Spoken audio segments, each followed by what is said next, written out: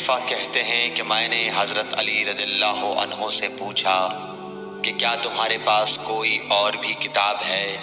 انہوں نے فرمایا کہ نہیں مگر اللہ کی کتاب قرآن ہے، یا پھر فہم ہے جو وہ ایک مسلمان کو عطا کرتا ہے، یا پھر جو کچھ صحیفے میں ہے۔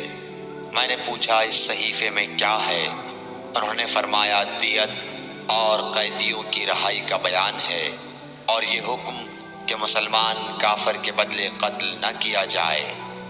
صحیح بخاری حدیث نمبر 111۔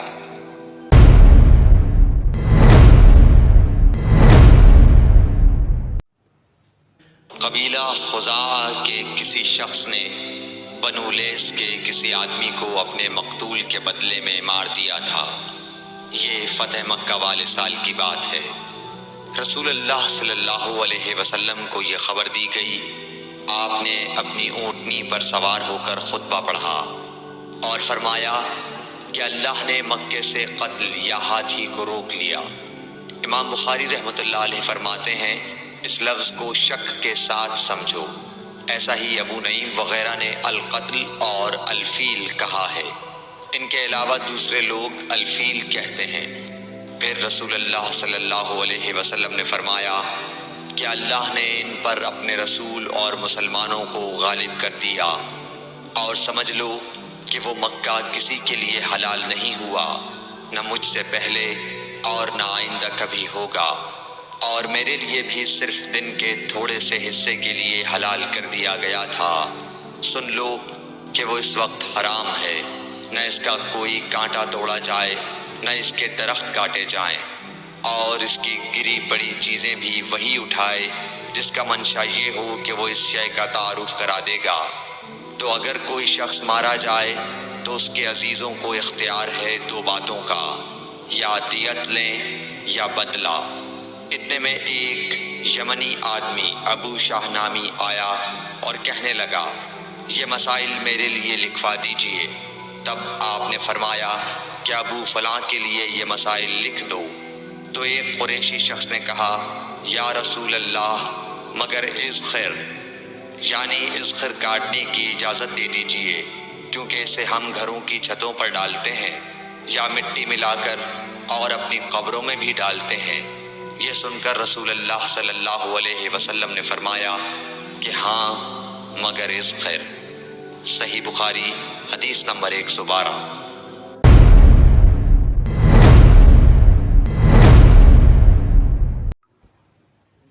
وہب بن منبح کے بھائی کہتے ہیں کہ میں نے حضرت ابو ہریرہ رضی اللہ تعالی عنہ کو کہتے ہوئے سنا کہ رسول اللہ صلی اللہ علیہ وسلم کے صحابہ میں عبداللہ بن عمر رضی اللہ عنہ کے علاوہ مجھ سے زیادہ کوئی حدیث بیان کرنے والا نہیں تھا، مگر وہ لکھ لیا کرتے تھے اور میں لکھتا نہیں تھا۔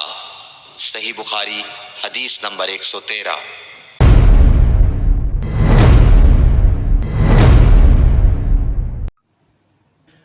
جب نبی اکرم صلی اللہ علیہ وسلم کے مرض میں شدت ہو گئی تو آپ صلی اللہ علیہ وسلم نے فرمایا کہ میرے پاس سامان کتابت لاؤ تاکہ تمہارے لیے ایک تحریر لکھ دوں، تاکہ بعد میں تم گمراہ نہ ہو سکو۔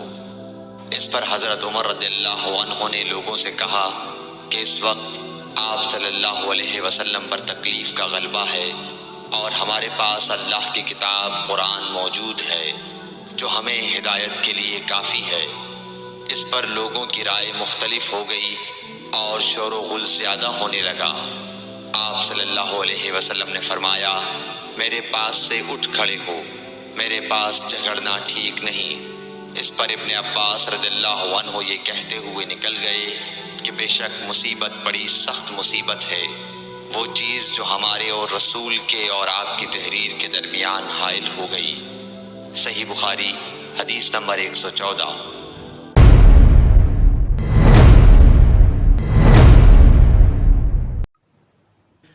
ایک رات نبی کریم صلی اللہ علیہ وسلم نے بیدار ہوتے ہی فرمایا کہ سبحان اللہ، آج کی رات کس قدر فتنے اتارے گئے ہیں اور کتنے ہی خزانے کھولے گئے ہیں۔ ان حجرے والیوں کو جگاؤ، کیونکہ بہت سی عورتیں جو دنیا میں باریک کپڑا پہننے والی ہیں وہ آخرت میں ننگی ہوں گی۔ صحیح بخاری حدیث نمبر 115۔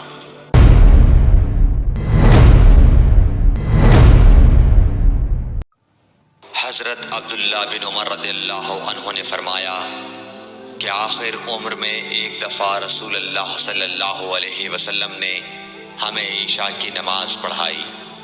جب آپ نے سلام پھیرا تو کھڑے ہو گئے اور فرمایا کہ تمہاری آج کی رات وہ ہے کہ اس رات سے 100 برس کے آخر تک کوئی شخص جو زمین پر ہے وہ باقی نہیں رہے گا۔ صحیح بخاری حدیث نمبر 116۔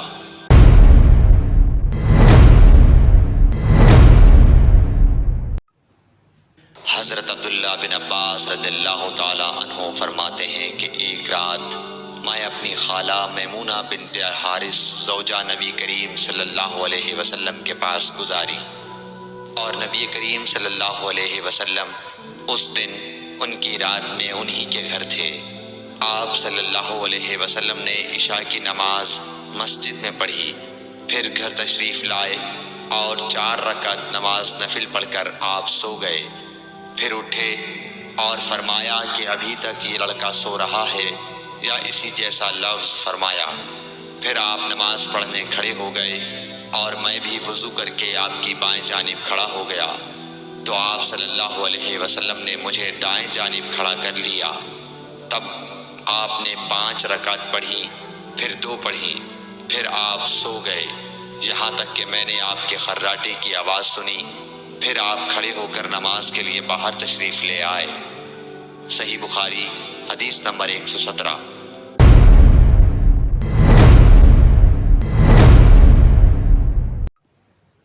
حضرت ابو ہریرہ رضی اللہ تعالیٰ عنہ کہتے ہیں کہ لوگ کہتے ہیں کہ ابو ہریرہ بہت حدیثیں بیان کرتے ہیں، اور میں کہتا ہوں کہ قرآن میں 2 آیتیں نہ ہوتیں تو میں کوئی حدیث بیان نہ کرتا۔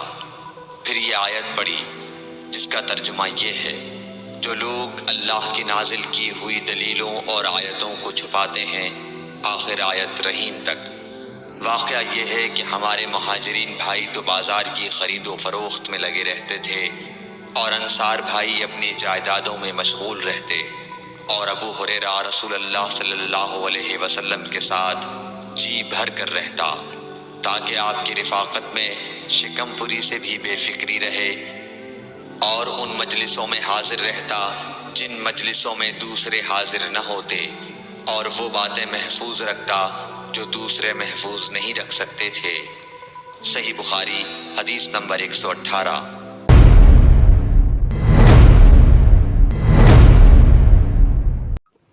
ابو ہریرہ رضی اللہ عنہ کہتے ہیں کہ میں نے عرض کیا، یا رسول اللہ، میں آپ سے بہت سی باتیں سنتا ہوں مگر بھول جاتا ہوں۔ آپ صلی اللہ علیہ وسلم نے فرمایا، اپنی چادر پھیلاؤ۔ میں نے اپنی چادر پھیلائی۔ آپ صلی اللہ علیہ وسلم نے اپنے دونوں ہاتھوں کی چلو بنائی اور میری چادر میں ڈال دی۔ فرمایا کہ چادر کو بدن پر لپیٹ لو۔ میں نے چادر کو اپنے بدن پر لپیٹ لیا، پھر اس کے بعد میں کوئی چیز نہیں بھولا۔ صحیح بخاری حدیث نمبر 119۔